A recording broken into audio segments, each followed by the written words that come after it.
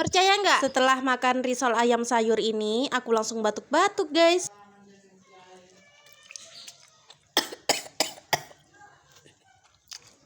Jadi ceritanya kemarin aku bikin kulit risol ya guys. Nah ini untuk adonan tepung terigunya 1/4. Itu aku kasih 4 sendok makan minyak goreng. Tapi ternyata setelah aku makan itu serak banget guys. Jadinya aku batuk-batuk. Jadi untuk takaran pasnya berapa ya? Kulit risolnya pun juga pecah-pecah. Duh baru kali ini aku gagal masak guys. Sayang banget nih risolnya.